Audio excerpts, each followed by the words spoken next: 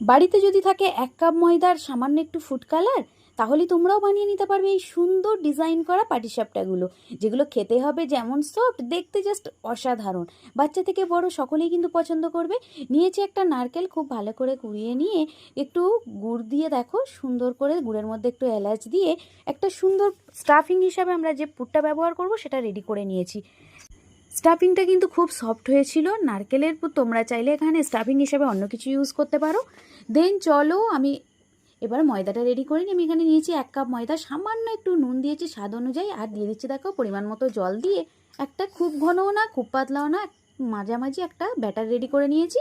দেন একটা ফ্রাই প্যানের মধ্যে দেখো তেল ব্রাশ করে নিয়ে একটু ফুড কালার দিয়ে, খানিকটা ময়দা ইয়েলো কালার দিয়ে আমি করে নিয়েছিলাম, আর একটা কন্টেনারের মধ্যে এইভাবে দিয়ে জাস্ট গোল গোল করে ডিজাইন করেছি।